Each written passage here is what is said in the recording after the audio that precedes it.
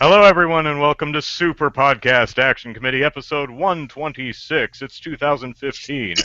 It's good to be back. So, hello, Zachary. Hello, Andrew. How are you doing? Doing all right. I've been spending a lot more money than I really wanted to this week, but I had my 60,000 mile maintenance to do on my car, which is spark plugs, air filter, a bunch of other stuff. That costs Yeah. $500. I still need to replace the four tires on my car because they're going bald, but that's going to be probably, I haven't priced it, but I'm guessing probably $400. I hate Probably. tires. Um, Yep. my car insurance is due. That's $600. My homeowner's insurance is due, or home insurance is due. That's 150 some dollars. And as it happens, I have to renew my driver's license, and that's $33. And I haven't even paid my Discover bill yet.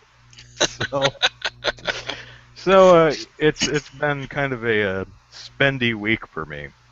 Yeah. Uh, but other than that, things are good. Oh, by the way, I did a what I got for Christmas video. Uploaded it last night. It is in 60 frames per second because you really need to see me show off my Christmas gifts at 60 frames per second. Oh man, did that thing take forever to upload? My goodness. Yeah. We're going to be talking about Christmas stuff, so if you haven't seen that video yet, spoilers, I guess. If you really wanted to be surprised. Um, so, how was your Christmas, Zachary? My Christmas was good. My this past week hasn't been all that great because on Thursday my laptop decided to break its power port. So it's like the place where the power cord plugs into the laptop is broken. So I'm on my work laptop, and it's a Windows laptop, and I hate it, and I'm stuck using it for the podcast. And I tried taking my laptop apart today and had to go and buy a whole new screwdriver set because I couldn't find any of my screwdrivers. Because we moved a couple months ago and we still haven't unpacked everything, and I had no idea where my screwdrivers ended up. So yeah, I went and bought screwdrivers, opened up my laptop, and the chip around the power port is cracked, and the back there's like a little box inside where all the connections are, and the back part of it looks like it had been pushed out, like forced out, and then the case around the port is cracked and bent in and stuff. And so I don't know exactly what happened, but it looked like something yanked on my power cord while it was plugged in to my laptop, and so I'm really upset because I can't use my laptop anymore until I get that fixed. And so yeah, but Christmas was good though. It's been 2 weeks now, a week and a half, Something like 2 weeks. Yeah, 2 weeks. But I got some good stuff. For Christmas proper, I only got one game, Blaze Blue for the 360, and that's a fun fighter. I played a few characters and got my butt kicked in arcade mode. Made it through about there's 10 matches to win arcade mode. Made it through to match 9 and hadn't been able to beat that match yet. But that's the game I got for Christmas proper. And then my wife bought me an air popper for popcorn, and I went to test it out, to pop some popcorn, because my kids were like, make us popcorn. I'm like, okay. So I went and I put the popcorn in there, and it's like this. There's no switches or anything on that. You just plug it in, and it starts popping. It starts heating up and popping and stuff. And so I plug it in. I hear the fan start going, and then like within seconds the fan stops, and nothing is going on. It's just like the coils are heating, but the fan's not blowing the air through the popcorn. And And it goes like that for like 5 minutes. I'm like, no, popcorn's supposed to be popping by now. Instead, I smell burned popcorn, burned kernels. And so I was just like, yep, this is busted. So my wife let me take that back and to Walmart and get whatever I wanted. And so I got cash back from Walmart, popped over to GameStop because they were doing a buy two get one free sale, and for their used games. And I got Marvel vs. Capcom 3. I don't remember which edition there is. I think there's like 5 different editions of that, but got that for the PS3. I've got Eternal Sonata for the 360. It's an RPG. And then I bought Kirby's Epic Yarn for the Wii. And I think I out of the 3 games that I bought, I think I've enjoyed Marvel vs. Capcom the least, just because it's a fighter, but it's one I wanted, but it's nothing like super special out of over any other fighters as far as I know. But I had a lot of fun beating up Galactus and getting my butt kicked by Galactus, and with Kirby's Epic Yarn, I was just really surprised at how thrilled my kids were to play that. It's like my 4-year-old. Well, she's 5 now. She just wants to play that all the time now, and the game is really easy. Like, there's no losing the game at all. It's Yeah, I don't mean to brag, but I've 100%ed Kirby's. Yeah. How it's working in my house is, it's a 2-player game, which is really nice. So the kids can play with me, they can play together, and so I just let them play and let them beat the levels, and then I come in after them and 100% the levels, because that's that's the challenge for me, is to get all the beads, find the 3 apartment items. Well, the 2 apartment items and the music track, and then and I think that's everything that you need to 100% a level. But yeah, I just come in behind them and 100% all the levels. So we were really enjoying that one. But I really do like Eternal Sonata. You don't have a 360, and I don't think it's ever made it to any other systems. But it's a really fun RPG. I've heard good things about it. Yeah, I was like, at GameStop, I was like, okay, I want to get an RPG. Let's see what's on the 360. And as I was looking, and I wanted to make sure I got one that had the case, manual, and the CD, because like the GameStop I went to, like 80% of the used games on the wall were the generic GameStop cases. And so I was like, I'm skipping every single one of those and getting something that has a case and a manual. And so yeah, I picked up Eternal Sonata, and it's it's not exactly what I was expecting, because I was expecting it to be more of a musical thing, because it talks about how it more of a musical RPG, but it's a more of a traditional RPG. But the thing is like, it talks about I'm trying to remember his name now, because I haven't played it in like a week. So I believe it's like has storylines from it tells the story of a real life composer, and in between chapters and stuff. So, which is really interesting. Chopin, something like that. Chopin, yeah. Chopin. That'll work. Yeah, but yeah, it talks Frederick Chopin, and it tells the story of him in between things, and the game is kind of, I guess, loosely based on the illness he had. He had, I think, tuberculosis or something. But yeah, it talks, it's loosely based on I guess a dream that he had while he was sick or something, is how it's plays out in the game, because you play in his dream world is where the story plays out. And so you are only the fever dream of a dying composer. I guess so. But like, there's an existential crisis for you. Yeah. So he's in there as one of the main characters, and then there's so far 4 other characters that I've come across. Like you start out with a little girl and Chopin, and then you get 2 brothers. I guess they're brothers, or they might just be 2 young boys who were both orphaned around the same time, and so they're essentially brothers. And then I've gotten to a point where I've gotten an archer on my team now. She's like a goat herder / archer. But yeah, I've really been enjoying that, and I stopped at a different GameStop this past Tuesday, and I'm really kicking myself now because they had a Tales of Symphonia double pack for $20. And I was like, man, that would have been really nice, to get 2 RPGs in one.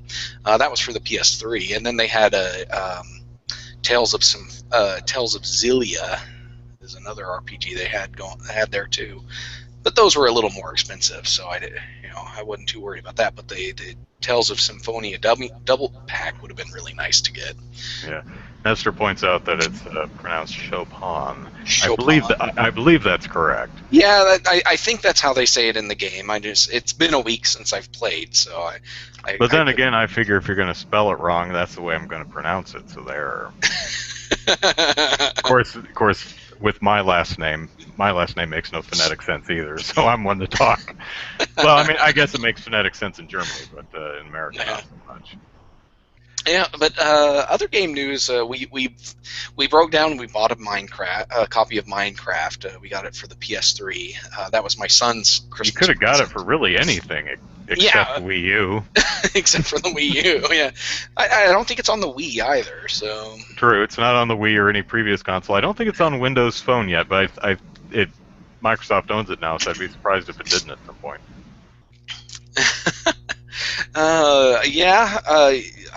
Yoshi's Woolly World definitely looks good, and I would love to play that too. So at some point I will get a Wii U. But my son and my oldest daughter, they're both really into Minecraft. They love it.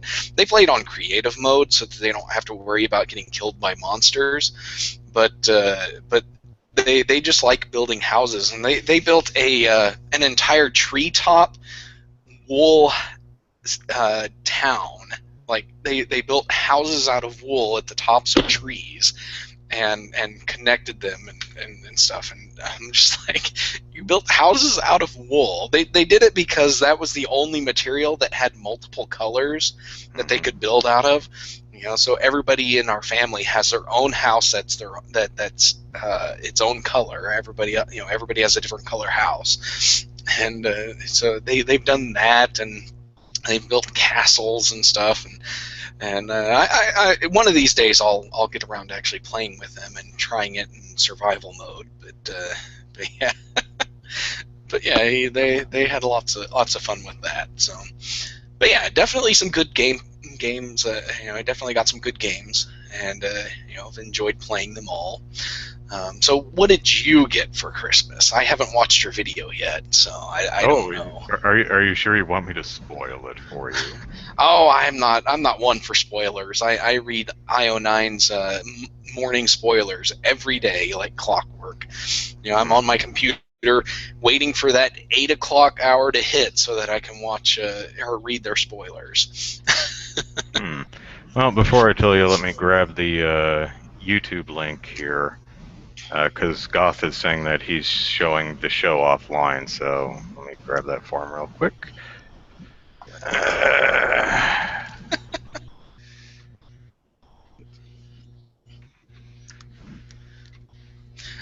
Okay, Goth. I read that as not as perils of cat ownership, and I kind of stopped reading at that point. But I read that as penis of cat, and I was like, okay, I'm not going to click that link.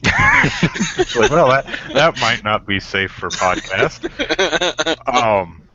So for Christmas, I got many wondrous things, and I made a video showing them all off last night. 60 frames per second. Woo, future. The biggest present I got was a PS3. Oh, wow. Yeah, my Who bought sister. that? My sister. Your sister? She bought me a 12 gig PS3 that comes with Disney Infinity 2.0 with the Marvel Starter Pack. A 12 gig PS3? Mm-hmm. Yeah, It was you'll the you'll be cheapest. able to install one game on Yeah, there, yeah, and yeah. and considering every other game forces you to install something, you're going to be Yeah, yeah, yeah. deleting Well, files. the point was she wanted to get me, because as all of you are probably well familiar with the For Everything But Wii U list, there's a bunch of games on that list that I'd really like to play. Tomb Raider. I've been asked, which one would you like to play the most? Tomb Raider, and I can't because I don't own the consoles that it's out on. So my sister just really wanted me to have a PS3. So that I could experience the play fully. Other than I sometimes will go to Well, Fry's or you GameStop. know what it is, really. Hmm. She got tired of listening to you gripe about Yeah, she's everything but probably Wii tired of hearing U. about video game. Yeah, So, even though she was in the first video. But yeah, she just wanted me to have a PS3, and she bought the cheapest one that she could find, and she got it for $180. So that's not that bad. that's We actually really good, and we that's bought way more our than I spent on her. So I feel kind of bad. we bought our PS3. We got a 250 gig PS3 with the Move Hmm. packaged in for 250 when we bought ours, and that was a little over a year ago. So Hmm. maybe a year and a So half. I already cleared this through my sister, but what I'm going to do is return her PS3 and upgrade to probably a 250 or a 500 gig, uh, and possibly one that comes with a game that I actually am interested in playing, like Last of Us or something. Uh, You don't want and to play Disney Infinity? I would try it, but I played Skylanders. I thought it was okay, and Disney Infinity just looks like it sucks. And I'm never going to buy any of the toys, so I'd only be able to play 3 levels. Um, so it's kind of a waste on me. And as you said, 12 gigs is. I would end up having. That's even less than the Wii U, or well, the deluxe version of the Wii U. I'd end up having to buy a hard drive at some point anyway, so I may as well go ahead and get a Yeah. grander PS3. And Okay. that was quite fortuitous because, unbeknownst to my YouTube subscribers, I have been saving up for a PS3 or a PS4, and I'd been like, am I going to get a PS3 or a PS4? Because there's stuff I want on both, and I can't really afford both. And it's like, well, now I don't have to worry about it because I have a PS3. Um, Although I'm not going to PS4 anytime soon because of the aforementioned money dump that I just went through this week on my car and all my insurance stuff. So them's the break. I also got a lot of video games. I got Tomb Raider for the PS3, which I'm very, very excited about. Interesting thing is, I was keeping an eye on the Steam sales over the Mhm. holiday break, and it was either the Steam sale or the Humble Bundle sale. Tomb Raider Definitive Edition was available for the PC for I think $7.49, and I was like, maybe I should just bite the bullet and play it on PC because I really, really want to play this game. Good thing I didn't because someone bought me a PS3 and that game for Christmas, so that worked out well. Yeah, Um, definitely. my sister's boyfriend got me the Uncharted 1 and 2 double pack, so I have that. Okay. And Mom and Tim, her husband, got me Bayonetta 2, the Bayonetta 1 and 2 double pack. So, Sweet. so I've been, and to throw Disney Infinity in the mix, I've got lots of games. I think this is Man. definitely the most video games I have ever received on one Christmas. Yeah, So, yeah. I've got the Uncharted double pack that you mentioned, and Uncharted 3. But yeah, I still haven't played them all the way through. Uncharted 1, I think we talked about this in a previous podcast, but they have a tendency to just throw wave after wave of bad guys at you and wear you hmm, down. yeah, And I've heard that. I got to this one point where it's like I'm fighting kind of in a it's in a kind of a boxed in area, and I, you kind of jump into this area and you start fighting guys. The first round of guys are fairly easy to beat because you got some good cover at the start of the area. But it's like once you leave that and you're trying to get to other places so you can pick up ammo and guns, you kind of get screwed because now guys are coming from you at all angles, and it's like I managed to survive the second wave, and then a third wave comes in, and some guy like as soon as that third wave comes in, a guy comes up behind me and breaks my neck and I'm dead. So I'm gonna figure out how to get through that, but other than that, the game has been good. But yeah, but with Uncharted 3, if you ever get around to getting it, the Game of the Year edition with all the DLC and stuff is now $20. But at the time, it wasn't. It was $40, and so I just got the non Game of the Year edition. And but I didn't see anything on the list of what comes with it on the Game of the Year edition that I really cared about because it was all multiplayer crap. So. So yeah, so I didn't bother with that, but and I don't think I'm missing anything because it's so old that I don't know how many people would actually be playing multiplayer on it. But yeah, Bayonetta 2. Yeah, have you cracked that one open yet? I actually haven't played any video games since I got back. I've been too busy. No. So, Yeah. What you bring up a good point. It's something I forgot to mention in my Christmas video. Is one of the really nice things about getting a PS3 at this point is all the games that I want are really cheap. They're around $20 because they're a couple of years old now. Yeah. I just made a Amazon wish list of a bunch of PS3 games, and most of them are $20 Game of the Year editions. So yeah, let's see. That's definitely one of the great perks of picking up a console late in its life cycle is that all the games that you want are cheap. Unless you're getting a Nintendo console and you want Nintendo games, all those games are still $50-$60. Yeah, it's like I don't pay $60 for a game, but I really want Bayonetta 2, and it's really cheap not paying $60 for Bayonetta 2 because it comes with a whole other game. I mean, you could kind of look at it as paying $40 for one and $20 for the other, and that's okay. But now I don't have to worry about it because I got it for Christmas. Hello, Gamer Loose. Goth says got Microsoft Surface Pro, Microsoft Surface Pro 3. Nestled in a carry-on luggage, nestled inside a checked luggage suitcase. All right. Nestor got Super Smash Brothers for Wii U and Shantae and the Pirate's Curse.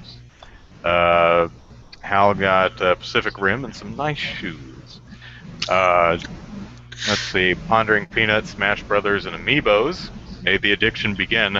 Don't get too addicted. I hear those things are really hard to find. Jesse, Paper Mario Sticker Star. That's a good one. I've played it. Bravely Default, Smash. I've heard a lot of good things about Bravely Default. So. And you got the Marth Amiibo. Good job, because I hear that one's really hard to find. Trusty Gem, you're in here. Hey, Xbox One, Assassin's Creed Unity, Assassin's Creed 4, Sonic Boom. Jesse asks, is Sonic Boom as bad as people say it is? Were you bad did Santa leave Sonic Boom in your sock instead of coal? There we go. That should be Santa's new shtick, is to leave crappy video games in people's stockings when they're bad, when they're on the naughty list. Yep. And mine for the Xbox One, so there you go. Yeah, I've heard the show Sonic Boom is actually fine. So yeah. Anyway, so Merry Christmas to everybody, and Hanukkah and all the other holidays that we jam into December so that we can all get presents at the same time. Let's see. We've got a couple polls and I lost them. We've got a couple polls to go over, so I guess. Oh, we did have the did you get a new video game for Christmas? And that's true. Let's go over that one. We'll lead with that one. Did you get a new video game for Christmas? This was from a couple weeks ago. 234 people voted. 56 people said yes. 84 people said more than one, and 94 people said no.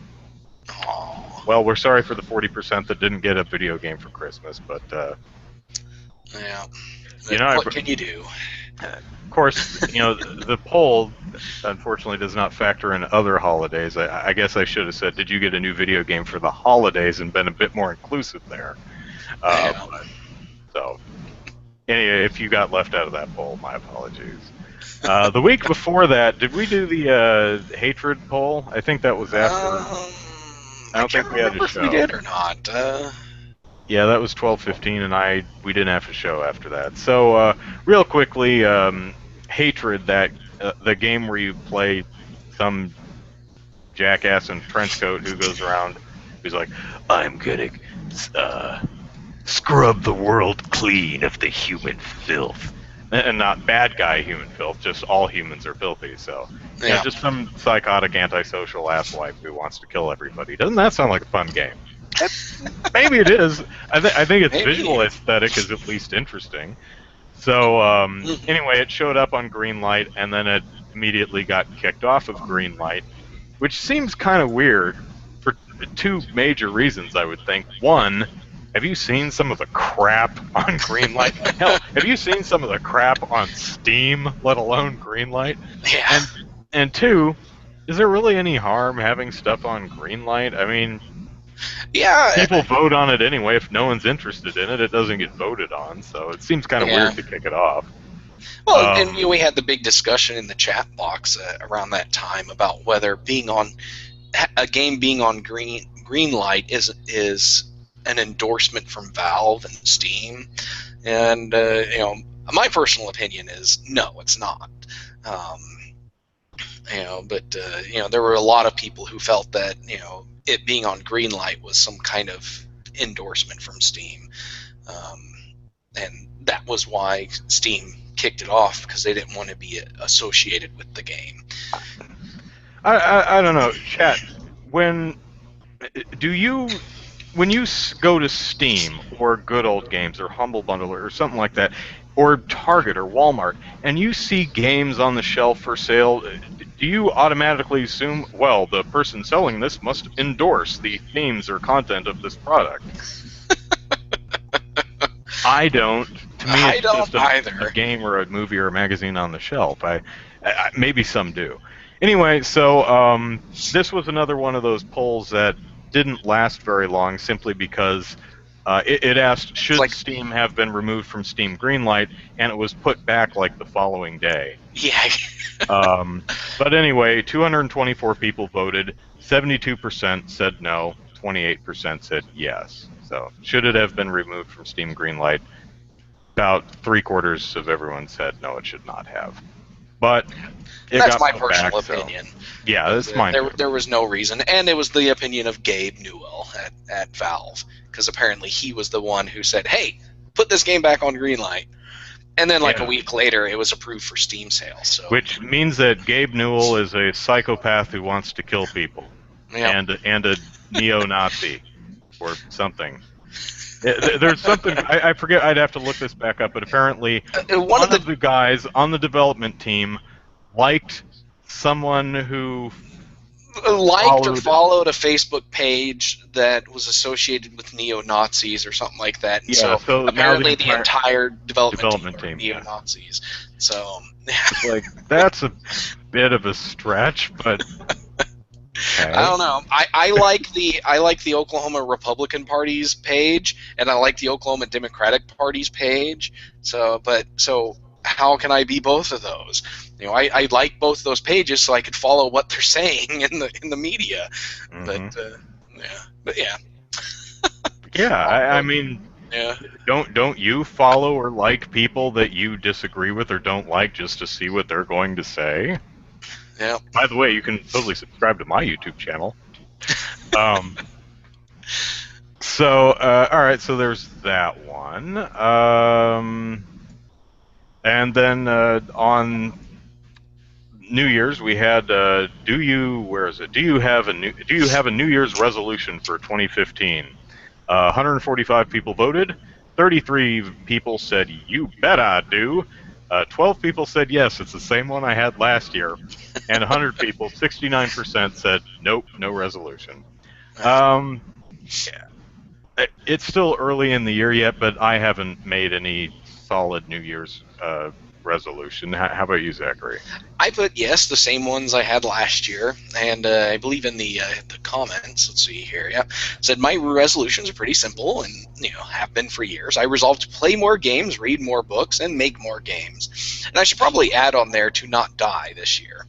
Um, Yeah, because apparently the new Zelda is going to be out by the end of the year, so yeah. this is not a good year to die. So that's kind of been my resolutions for a while now. Last year I did pretty good. I played quite a few games, and you didn't die, so. And I didn't die. I managed to read. I don't know how many books I read. I've been reading tons of books off of the Project Gutenberg website, Mm-hmm. and so I don't know how many of those I've read in the past year. And then I read a bunch of the Harry Dresden books from Jim Butcher, That and sounds familiar. yeah, we talked about it on a podcast in the past. But he's Okay. the wizard private investigator, private detective.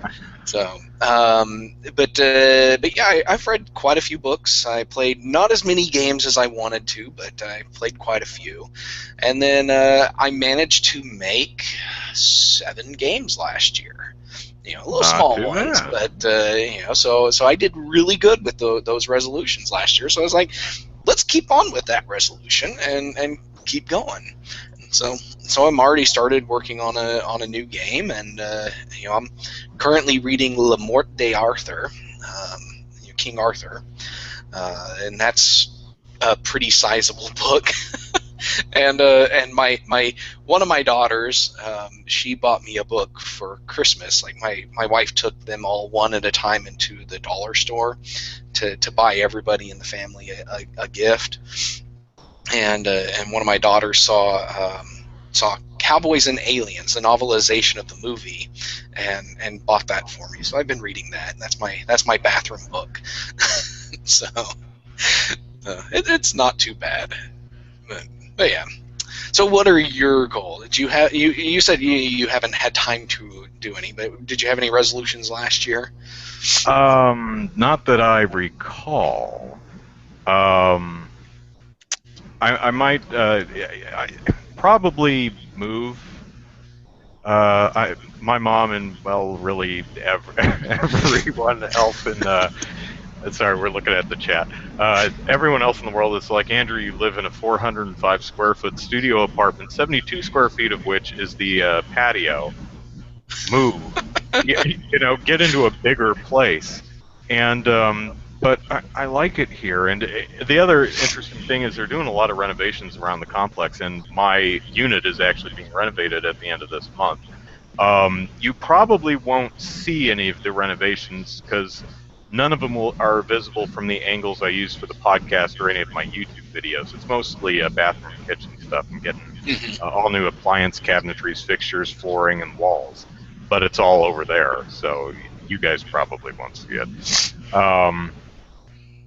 But no real. Maybe make a bigger dent in my gaming backlog.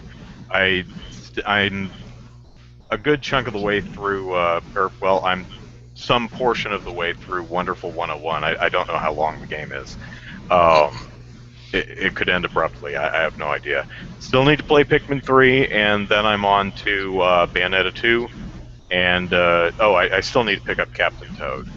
And then I have to get the PS3, which is sitting. You can't see it, but that's going back Monday, and as soon as my account's credited, I'll pick up a different PS3, and then play some of the games I've probably starting with Tomb Raider. And I'm also really excited that I'll get to play Resident Evil Revelations 2, because I'm a big Resident Evil fan. I liked Revelations. Come to think of it, I can actually play 5 and 6 now, which I missed. I heard they weren't good, but I'd still like to check them out anyway. Yeah, that's what I understood, is they weren't very good. Yeah. Goth is asking me, sees Powerpuff Girls stickers on my wall, but is the bed behind you with a Powerpuff Girls pillowcase? Yes, that is a Powerpuff Girls pillowcase. And if you look right there, there are two Buttercup plush toys sitting in this Folgers coffee can, which is full of change. These are Buttercup shoelaces, which I didn't have anything better to do than time around the Folgers coffee can. Uh, that is a He-Man action figure in his uh, Bubble packaging. package. Yeah. Yeah, although I do have an open He-Man in my with the rest of my He-Man toys. Yeah. That is a Taco Bell Chihuahua dog that says "Here, lizard, lizard." You know, the "Yo quiero Taco Bell" dog from Yeah. late '90s advertising. Yep, Hmm. that's him. I I don't remember know. him. I don't know if it's a girl dog actually, Gidget. I don't know if her little voice chip works anymore, but I think you can see kind of right there are some little anime figurines. Um, Ai Yoriyoshi, maybe. I'd have to go look at them and see which anime it's from. It came in the box of one of the animes I have. Um, let's see. Hal says, "What do I think about what was shown on the new Zelda?" Um, it looked very empty, but I don't think I think that it's a big open world and then you can explore and run around and was what they were trying to show, not so much that it's chock full of things to do. Although they're like, oh look, you saw some enemies and you saw some horses running around and a goat standing on a rock somewhere. Um, it I'm still a little annoyed that Nintendo decided to show all of the footage off of a TV in the corner of the screen at an angle. And I saw so many publications. IGN did it. Game Explain did it. They tried to zoom in, Yeah. crop, and reorient it to so you could actually watch the footage. I'm like, Nintendo, come on! It looks Yeah, great. they did a very good during the Treehouse thing They did. at E3. Had you know switching the view to the actual game. During that, and it's like, why couldn't you have done that with that footage? People want to see this footage. They don't want to see people playing the game. They want to see the game itself. Yeah. But Um, I also the only thing that really concerns me, and as a minor concern, is the vaulting off the horse thing.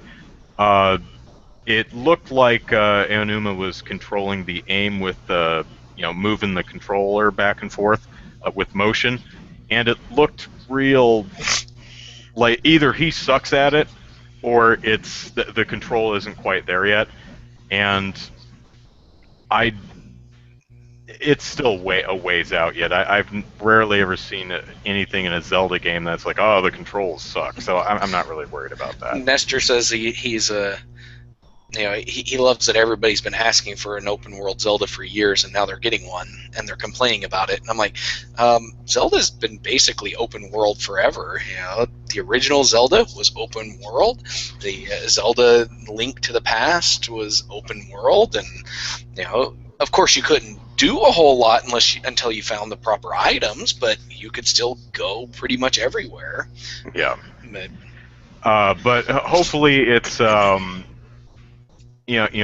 because Wind Waker was very open world, but there was nothing in it. It's just water. it was too open. It was sparsely, yeah. And the size of the whatever they end up calling this one, the size of the map is like, is it going to be kind of like Wind Waker, where it takes 2 minutes to run your horse from point A to point B to get to any, and there's going to be nothing interesting between point A and point B? I don't know. Hope not. I mean, at least you'll be able to dodge between. Although the horse apparently can dodge trees on its own. Something that I'm going to endeavor to ram that horse face first into a tree. From what I understood is that you basically just point your horse in the direction, and the horse runs and runs around all the obstacles and stuff in the way, and so that's very interesting. A very, very good idea and everything, and I like how they explain it. It's like a horse is not going to just run straight and straight and straight and then just run into whatever's in front of it. It's going to go around it. Yeah. But as a still creator, I don't know if that's how you say that, but he mentioned he would have gone with the PS4 and then later got PlayStation Now, and my thought is that they recently announced the pricing. It's like $20 a month for PlayStation Now, and I'm like, yeah, I'm not doing that. Yeah. Also, it's a good point. I did consider that too. But if PlayStation Now actually had everything, I might be more inclined. But I looked at the list, and a few of the games I want to play are on there, but a lot of the games I want to play are not. Doesn't mean they won't be on there in the future, but I will probably be picking up a PS4 at some point anyway, because there are some PS4 exclusive games I really want to play, like Rise of the Tomb Raider, or wait a minute, did that go exclusive to Xbox? No, that was timed exclusive or something, wasn't it? Yeah, I I think don't that remember. one was. Yeah, that was the one that went exclusive on the Xbox, at least. Except it's coming out on the PC too, and it's timed exclusive for the Xbox, something like that. Yeah. But STL creator, okay. Um, Yes, Gus, I fully intend to make Epona dirt. yeah. So, but yeah, that's I've got at this point I have a Wii, a PS3, and a 360, and then I've got a PS2 and a GameCube. I've got the PS2 so I can play PS2 games. I play my PS1 and PS3 games on the PS3, and then I've got a GameCube, which I have so that I can play with my Game Boy adapter for that. Play all my Game Boy Advance games on it. And then I've got a DS, and then I've got a Super Nintendo, a Genesis, and then um, and I need to get me a new NES. But yeah, so the next console that I plan on buying is a Wii U, and maybe at some point getting a 3DS. But I don't have any plans to get a PS4 or an Xbox One anytime soon. Yeah, 3DS. If that's in the near future, you might want to wait and see what Nintendo's North American plans for the new 3DS are. Yeah. Yeah, well, I don't plan on getting it this year. If I do get a console this year, it's going to be a Wii U. So 3DS might be the year after if I do get it at any point, unless somebody wants to give one to me. Because the DS I have, my brother essentially gave it to me, along with like 8 games. He's like, I don't play this anymore. Do you want it? Do you want to buy it from me? I'm like, okay. What do you want? He's like, I don't know. What you got? And I was like, I got 2 $5 Walmart gift cards. He's like, okay. So that's how I got my DS. And There you go. good deal on that. Yep. All right. So the last poll, most recent poll, which I felt was a good one to start off the new year, is how much longer will GamerGate last? For those of you who don't know, GamerGate started in August. early to August. mid-August, somewhere around there. Mm-hmm. It's, mid-August. So it's been rolling right around for 4 months, and it was certainly at its. I think it lasted a lot longer than a lot of people really thought. I think, like most big uproars and hooplas that makes everyone on the internet go nuts, like the Adam Orth thing from 2-3 years ago.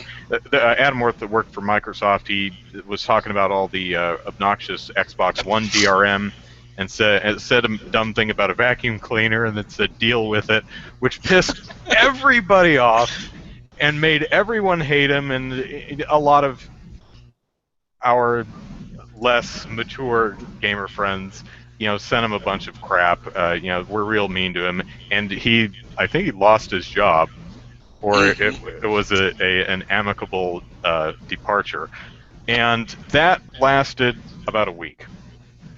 A week later, no one. There were still occasionally you'd see a meme about it, but it was pretty much done the next week.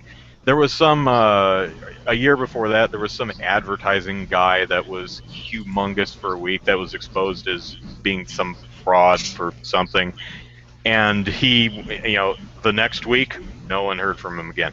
So I think a lot of people were kind of expecting GamerGate to last a week, maybe 2, and then everyone would just move on to something else.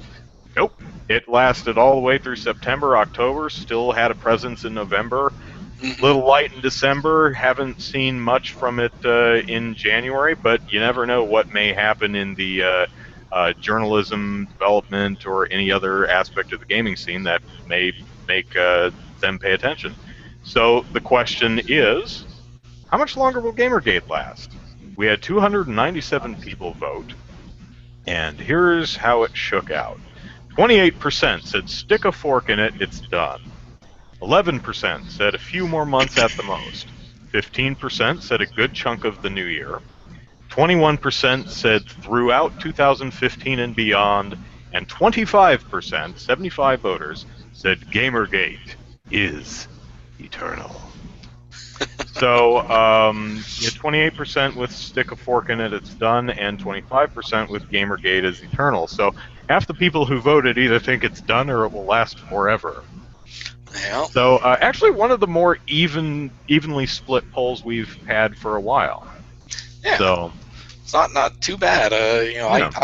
I think I voted stick a fork in it because I think it's made the stink, and anybody that cares about it's basically an insular thing at this point. Like, they have lost all sway on the media at this point. Intel pulled their ads on Gamma Sutra, but like a week later brought them back and published a statement saying that they don't support harassment, and they haven't really had any kind of basically nobody's been talking about them in any major publications. So Yeah, the press by and large is pretty much ignoring him now, which unfortunately the baddest actors in the movement. I actually know a lot of people in Gamergate, not personally, but I've had conversations with a lot of people in Gamergate, all perfectly nice people, and but one of the very common things is they're all incredibly frustrated because no one listens to them, because they're not the noisiest, most attention-getting aspects of Gamergate. It's the assholes in Gamergate that everyone focuses on and pays attention to, So it makes it nigh impossible and understandably frustrating for a lot of the cool kids in Gamergate who take issue with this, that, or the other thing. That's another thing that's kind of hard about Gamergate is everyone wants something different. There are some. We did a poll on this months back. There are a lot of commonalities between there. You know what I'm saying? You never know what they want. Sometimes it's ethics and journalism, and I know a few who are truly about ethics and journalism.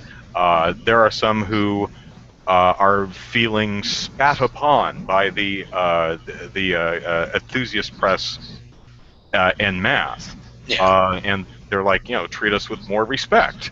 Be a little bit more careful with the gamers are bad kind of finger pointing, because gamers is a big group of people, and I'm getting that finger. Stop giving me the finger. You've got some other folks who are getting offended by people who criticize aspects of games they like. You have other people who are tired of hearing about progressive issues, social issues, gender inclusivity, and stuff like that. It's like, I don't care. How are the graphics? So you kind of have to talk to Gamergaters one by one and see what they personally are all about, what they want, what they have a problem with. Yeah. So I've been asked before, it's like, what do you think of Gamergate? It's like, it's a hashtag. It depends. It depends on the person. know, some of them are assholes. Some of them are cool. Some of the cool people I agree with. Some of the cool people I don't agree with at all. But they're still cool. So, yeah. But I voted. I think it's probably on its last leg. I think it's going to be very quiet. I think I've only seen one thing from Gamergate this year, and it was another one of those obnoxious operations to pull advertising from something, or one of those, okay, everybody email this person, but don't tell them you're from Gamergate, because then they won't listen to you, and tell them that you're upset about this. So it was another one of those, and unless something else obnoxious happens in the industry, which could very well may happen, I think Gamergate's probably going to be fairly quiet and just trickle off over the next year. I would guess we don't hear much more from them. But could easily go exactly the other way. Yeah, it could. It's just, I don't think they have the steam to carry on anything definitive for the time being. Um, but yeah, they could definitely find something to latch on to later on in the year. Some publication's going to do something stupid, and they'll latch onto that and ride the wave for a couple of weeks, and then be back to where they are now, being ignored. But yeah, I just think they don't really have what it takes to keep going, Well, because they don't have a leadership, they don't have stated goals other than general ethics and journalism is the fallback. They don't have any specific targets of what violations they see and can work to get turned over. Well, I have seen a few laudable attempts to try and establish something specific with GamerGate. I saw, crap, I forgot its name, GamerGate Facts or something like that. I haven't checked on it. I haven't heard anything from it for a while. I don't know if it was abandoned, but it looked like it was at least a good try to centralize the GamerGate ethos and at least give people a point of reference. Oh, what is GamerGate? What are their thoughts? What are the issues? Things like that. There's also this Based Gamer website that is, last I looked, going to completely fail its Indiegogo campaign, but the folks behind it are still going to try to get it off the ground. And these are the kind of things I like. It's a group of people saying, I have a problem, and I'm going to do something constructive about it. And I always find that laudable, even if I may not see the same problems that they do. But it doesn't. I'm not sure if there's little interest in this Based Gamer website, or if there's just little interest in funding this website, because that could be two totally different things. It could be two totally different things, because I think a website itself is not really the target. I don't think using Indiegogo or Kickstarter or something like that to build a website is really the ideal project for a lump sum fund site like Kickstarter or Indiegogo. Since a website is kind of an ongoing thing, it would probably be better suited for a service like Patreon, where you pledge a monthly amount to support the project, the ongoing project. And I think that's probably where they're kind of running into things, because they're wanting to raise a year's worth of funds at the beginning, at once, rather than saying, okay, get us to $1,000 a month and we'll be able to run this, or $5,000 a month, or whatever. I think they would probably be better if they went that route instead. But that's just my personal opinion. Yeah, I think even if this became like some type of GamerGate HQ rather than a Kotaku action thread on Reddit, I think GamerGate might have an easier time batting off the accusations of GamerGate is about harassment, because you could point at the Based Gamer website and like, look at our forums, look at our comment sections. Those jackasses aren't here. These are other people. They've come here, we boot them out, and that would lend a lot more credibility and something to latch onto when GamerGate say, well, we report harassers too. So, best of luck to Based Gamer. I can't say it's something I'm interested in, but it'll be interesting to see what comes of it. And James says it's at 40K with 53 hours to go. So that's actually a lot higher than it was a few days ago, I believe. So, good on it. So, and they are using a fixed funding model. Indiegogo's finally putting that back on their pages. Okay. So if they don't raise their $50,000, then they don't get any of the money. But $40,000, that's nothing to shake a stick at there.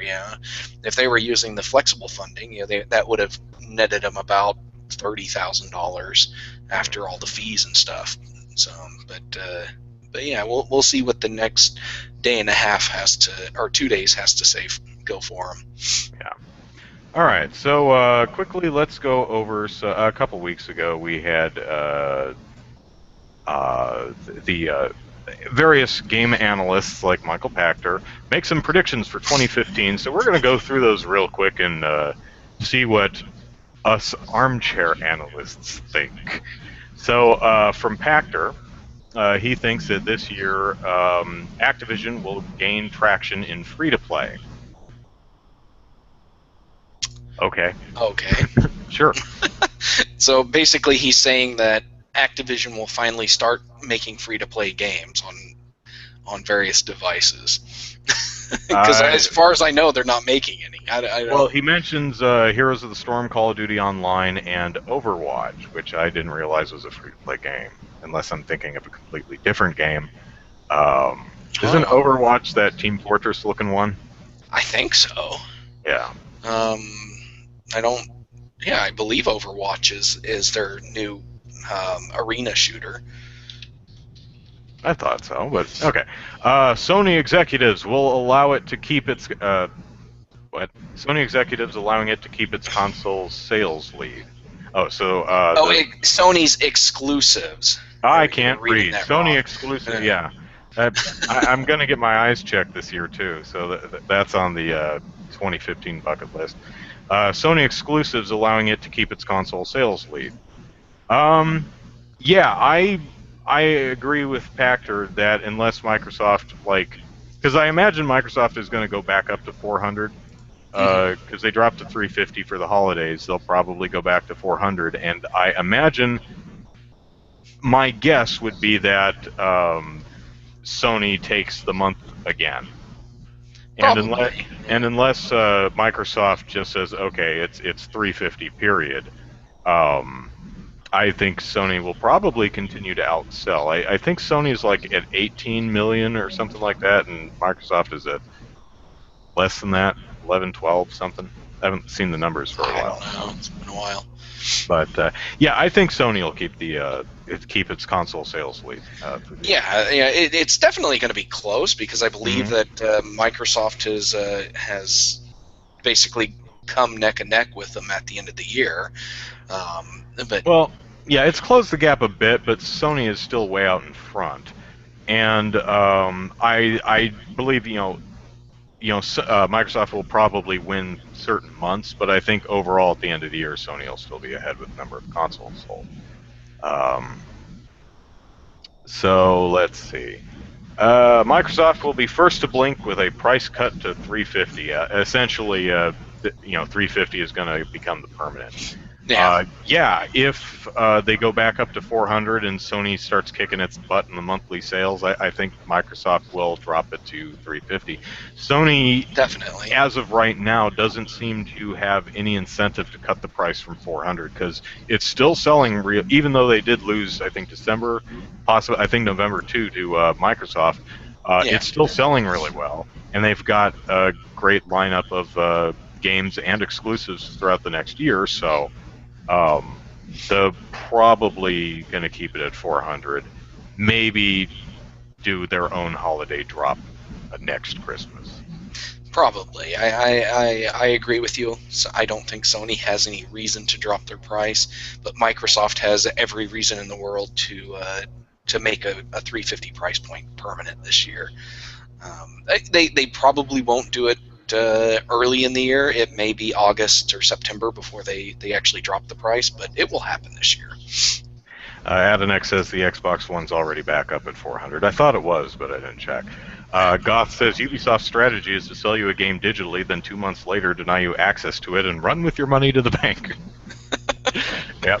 That is if you can get the game to play at all to begin with. Yeah. Pachter also predicts that Nintendo will fail to reignite Western third-party support. Well, yeah. I don't think that was a very tough call to make. No, I think that ship has kind of sailed. Even with 2014, at least the fall, you had 2014, you had Donkey Kong, and then you had Mario Kart, and then you had a bunch of stuff at the end of the year, and they were really great things. And it looks like if Nintendo can spread it out equally amongst 2015, 2015 is going to be a banner year too. Unfortunately, Yoshi, Kirby, possibly Star Fox, and Zelda, Xenoblade Chronicles, big, strong games, and there's probably another one in there. But that's a game every other month, and what else is there? Again, if you're the kind of gamer who only plays a couple games a year, that's probably fine. But man, Nintendo, as great as Nintendo's exclusives are, it really needs third parties to fill in the gaps.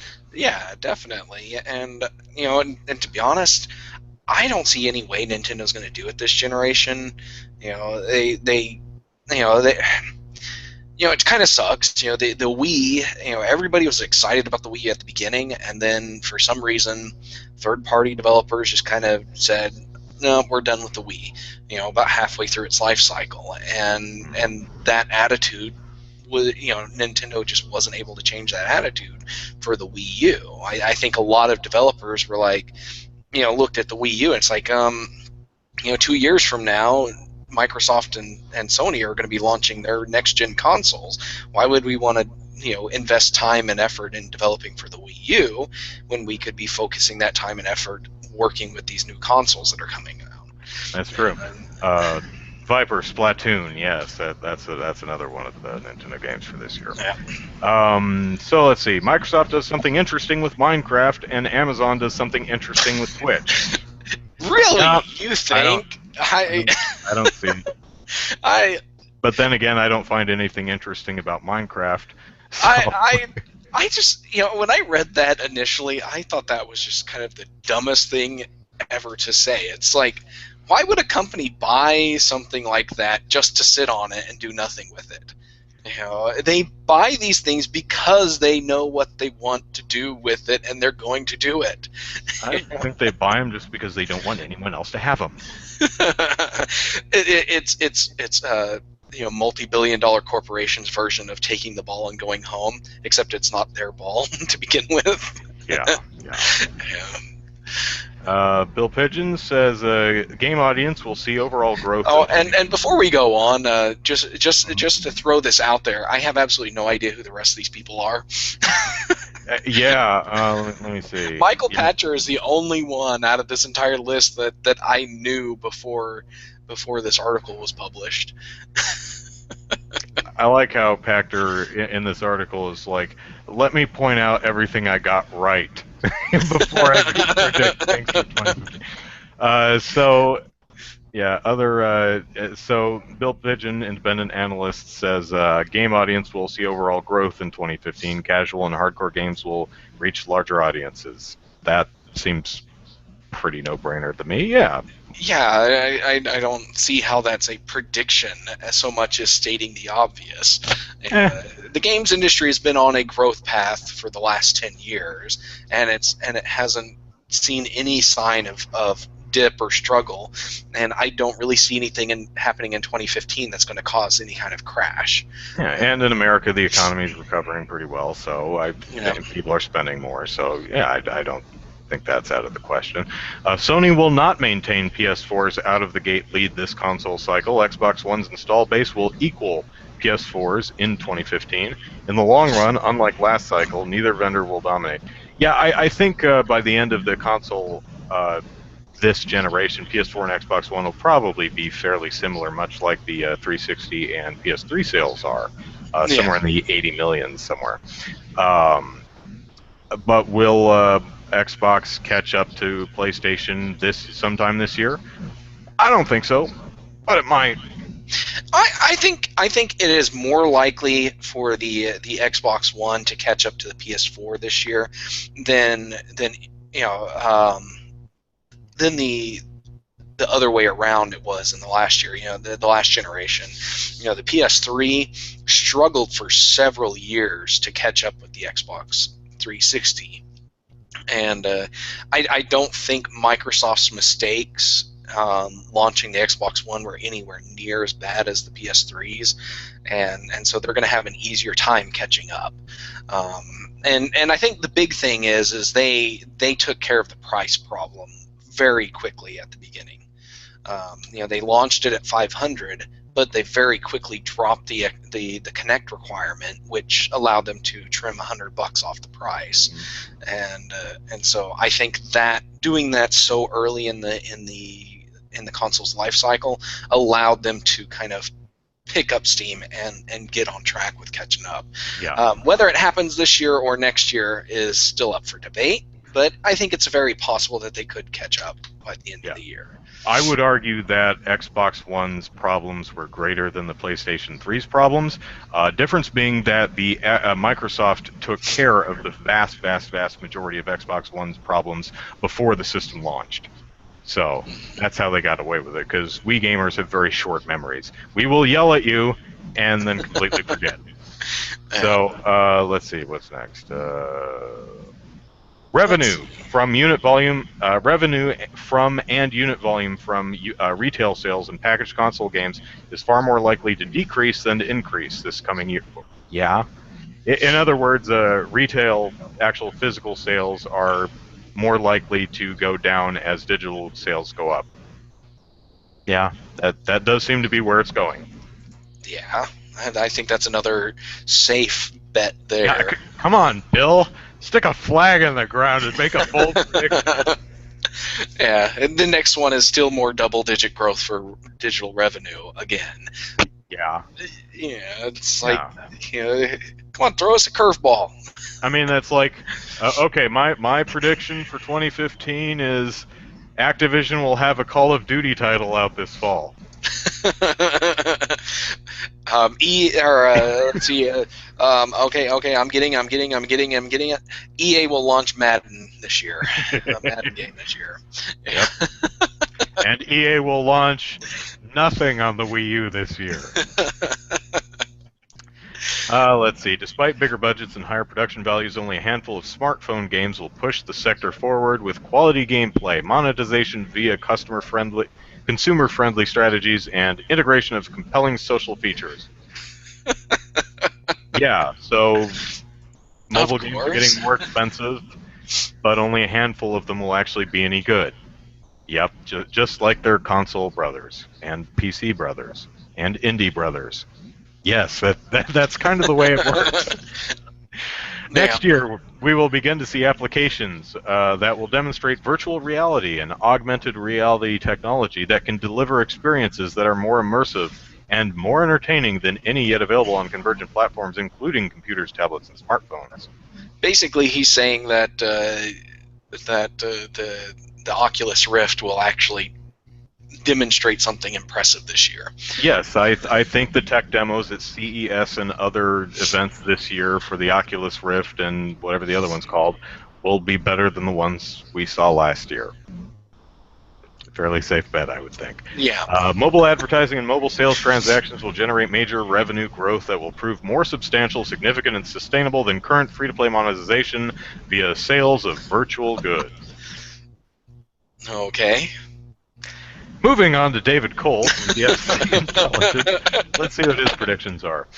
Let's see. Xbox One in the U.S., PlayStation 4 for the rest of the world. In other words, the Xbox One will win console numbers in the U.S., but PlayStation 4 will still have larger worldwide sales. I could actually see that happening. Yeah, the U.S. Xbox One is not going to do jack squat anywhere else in the rest. Well, and as well, you got to consider too that the Xbox One is available in fewer countries than the PS4 is. Microsoft limited themselves with the number of regions and countries their consoles available for, and then you got to factor in the fact that the Xbox One, basically any Microsoft console, sells practically zero in Japan. Yeah. So I don't. What could Japan possibly have against America? What did we ever do to them? But yeah, so that's what I think. Consumers want physical products. This one talks about. He's talking a lot about Legos, Skylanders, Disney Infinities. We want actual physical products, not just retail as opposed to digital, but Amiibo and tchotchkes and figurines. Yeah, we So do let seem me. to be gathering that He stuff up. mentions Lego there. Hmm.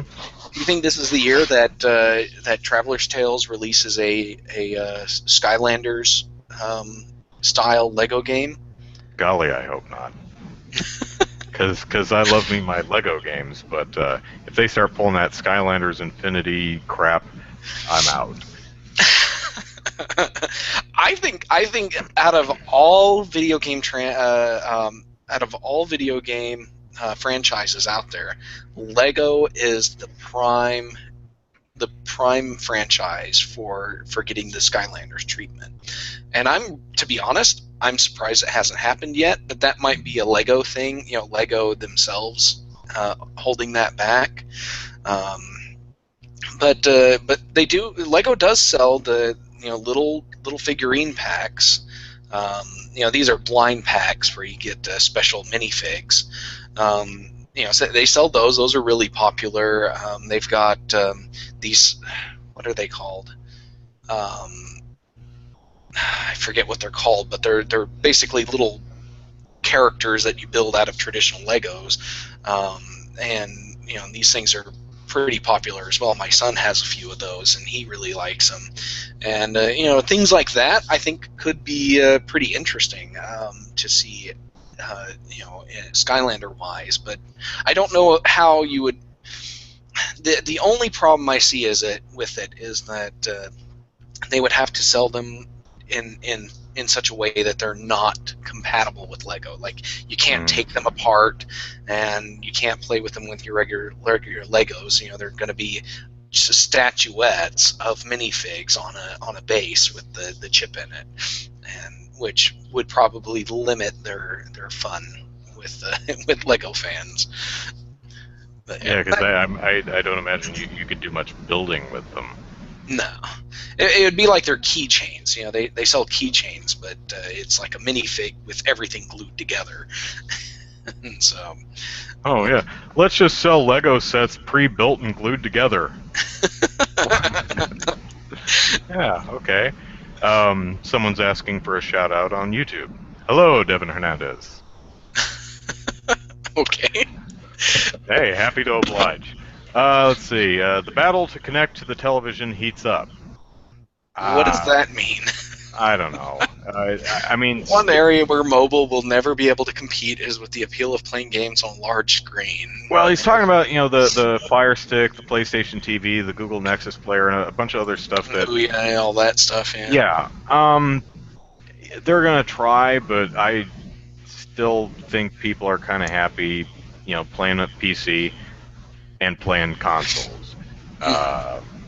I mean, I think it's still going to be fairly niche for a while yet.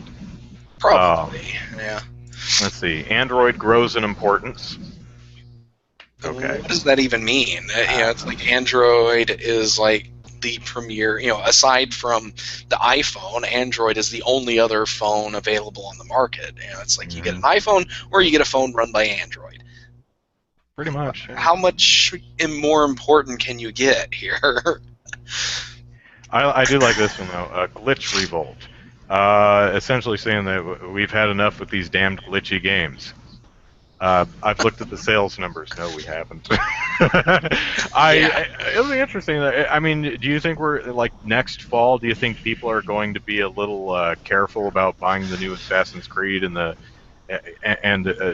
anything from Ubisoft, but any of the major games? Think people are going to be waiting a week or two to see if they work before they buy them, or do you think we're going to see any drop in sales at all, any more than we would see otherwise? I don't like to have no faith in the gaming community, but this is one area where I don't see any change happening. We've had these problems. They're so shiny. We've had these problems for years, and gamers are still pre-ordering crap. I don't see that changing. There's got to be something. If aliens, colonial marines, or colonial marines couldn't get people to stop pre-ordering video games, and I don't see what can. It's there's nothing out there that a game company could do other than literally, give you a box full of crap and telling you that that's a complete game. But that worked out for Cards Against Humanity, so I have no idea. That's true. That's true. The indie scene continues to grow in importance. Yeah, I think so. Yeah, I think so. Because some of the coolest stuff we are seeing from the indie scene, and I think gamers and even the enthusiast press are more and more starting to notice that. Mm-hmm. I mean, we've always had, indie darlings, but I think we're having more and more every year as we pay more and more attention, and more indies pop up, throwing their hat into the ring. Yeah. China's constrained console content. Government oversight will weed out violent content and continue to constrain system sales of PS4 and Xbox One in China. Yeah. I don't know how much they would weed out violent content. I know that. Yeah, I know they will definitely weed out anything that might be construed as anti-China, anti-authority. If it's a military shooter and you're on the side of the good guys, China, that would be fine. But if it's like something like Mark Echo's spray paint game, getting up, that would be a type of game that would get banned. Trying to think of what other games out there would. Well, I don't know. Yeah, there's certainly going to be the constraints, but I don't think most companies are going to bother with China unless they're certain in the first place that it's going to sell there. I don't think we're going to have a lot of, okay, let's try to sell this. What? You won't take this game? I don't think we're going to see a lot of that. Probably not, but there are definitely a lot of very large mobile developers in China, and they make a lot of money, and the main thing is they focus on the Chinese market, and everything I read when I read about a Chinese developer talking about, this is what you need to do to appeal to Chinese gamers. The big thing is Chinese gamers don't want to play American games. They don't want to play the same kind of games that we play here. They want to play the games that appeal to them, and they're like specific styles of games. So it'll be interesting to see what types of games make it on consoles there, because mobile market, console market, two very different things. Yeah. So be interesting. Okay. Before we hit the last four from Patrick Walker, Jesse, I want to propose Mewtwo Amiibo will be on store shelves, and if you buy the Mewtwo Amiibo, you will automatically get a download code for the Mewtwo character in Smash Brothers. That's my guess. There we go. Well, if they're going to have an Amiibo, they might as well have a game that he's in, because... well, they've already announced that Mewtwo will be a downloadable character in Smash Brothers sometime later this year. The chat was talking about will there be a Mewtwo Amiibo, and I hope so. Is there a Pikachu Amiibo? I don't. Yeah, they're not all out yet, and they keep selling out. But there's Wave 3, the last one. I don't remember, but Nintendo said they're going to have at least a one run for every character in Smash Brothers. Okay. But does that include the downloadable Mewtwo later this year when Sakurai gets around to making him? Hope so. And I propose that it comes out in the store, you buy it, and you automatically get a download code. So that would be a nice incentive. Yeah, definitely. But we don't know what the downloadable content for Smash Brothers will be yet anyway. Anyway, quickly, Patrick Walker, whoever you are, but it's got a very handsome picture in this Games Industry Biz article. So Clash of Clans will finally be displaced as the #1 app in the iOS App Store by the end of the year. My mom has TV, so I saw Clash of Clans commercials, and the commercials are funny. I like the commercials. I have no interest in playing the game. Yeah, but, I have yet to pick up Clash of Clans, and I have no idea what it plays like. but it wouldn't surprise me to see some game come out on the iPhone that everybody picks up, because I think Clash of Clans kind of took over the Candy Crush spotlight. So yeah, so there is definitely a cycle of a new game coming in and taking over the top spot every year. Yeah. So Viper in the chat says, or Nintendo will annoy everyone by having the Mewtwo amiibo be a Club Nintendo exclusive that costs thousands of coins. I could totally see that. Definitely. HD console sales, although an actual amiibo, has North American Club Nintendo prizes ever been that cool? Maybe a I have no Mewtwo idea. sticker sheet. HD console sales will reach digital parity in 2015, and a digital majority isn't far behind. No, I don't think so. You don't think so? You don't think that parity? No. They'll make an equal amount of money off of each, physical and digital this year? No, I think physical is still going to outsell by a notable amount throughout 2015. I don't think we're quite there yet. Could be wrong, but yeah, my gut says no. But I probably lean the same way too. It's still going to be a while because they are focusing heavily on the physical side. They still have the disk drives, and they're still pushing retail sales. It'll be interesting to see the day when one of the major consoles comes out without a physical media input method. Without a disk drive or some kind of other port to load games physically. It'll be interesting to see that day, but it won't come anytime soon. Yeah. VR will reach the consumer market at a reasonable price point, provide a high-quality experience, and have software support, and will still not be a mass market success. Of course not. I totally... Let's leave that will still not be a mass market success. Let's just read that as VR will reach the consumer market at a reasonable price point, provide a high-quality experience, and have software support. No way in hell. I don't know.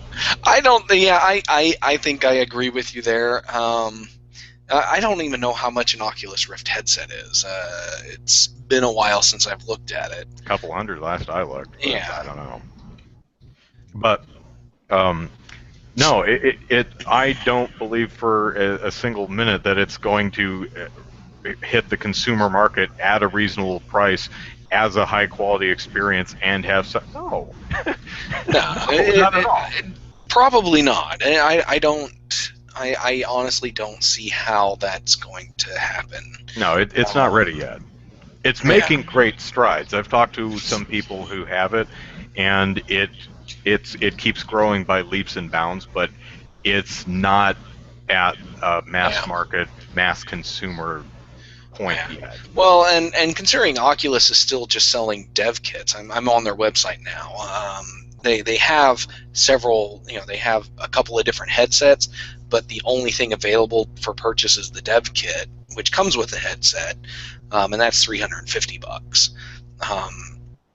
And considering you have to have a PC to run this on, I don't think a lot of people are going to go out of their way to buy it. And to be honest, I have yet to find any interesting things happening with it. Anything that says that I must have this, so I must buy it. I have yet to find that killer app. Mm-hmm. Yeah. All right, last one. Games industry will finally come to terms with the reality of the types of games that are successful on mobile. So in other words, bite-sized entertainment that are little bite-sized chunks that are designed for a touchscreen and only require small play sessions, like 15 minutes or so. In other words, I think he's saying that the industry will wake up and realize that we don't want big, epic, sit on my couch and involve myself in this game for hours straight on a phone. Well, that certainly describes me. but I'm not a mobile gamer because that's the type of gaming experience I like, Yeah, is the sit in my chair and play for hours type of game. yeah. So, what do you think? Do you think the industry is going to start staving off the real big, high budget, epic, real long, lengthy, involved mobile games? Um, I think there's still going to be companies that try it. But yeah, I definitely see that more people are going to figure out ways of making that console or that mobile experience work for them. Because that's what works for consumers. Um, you know, most people, they carry their phones with them everywhere, and it's usually sitting in the line at the DMV or the doctor's office or on the bus or whatever, where that's where they play. And and those are really not places where you're going to play an epic story-based game. Yeah. And I think that's just going to be the way it happens. I think you could do a story-based game, but you would have to make sure to design it in such a way that it could be picked up, played for 5 minutes, and then put back down, and without frustrating the player. I think they're just going to have to figure out a way to make that work. So. Mm-hmm. Okay, well, that is our show for this week. Happy 2015, everybody. It's good to be back. So, we're going to plug our stuff and get out of here because I'm actually on call this weekend and I shut off my phone to do the podcast. So, I have to get back to work. So, All right. feel free, Andrew Eisen here, Eisen is how you spell the last name. Type it into YouTube and you can find all my fun videos, like my most recent Santa Was Too Good to Me video, where I show off all the neat stuff I got for Christmas. I have some more videos actually shot, because I shot them with my sister while I was out there on vacation. Just have to find some time to edit them together and get them up there. So there should be some new content over the next month or so. Twitter, at Andrew Eisen. I have a Facebook page, Andrew Eisen YouTube. So follow, like, subscribe, do all that fun stuff.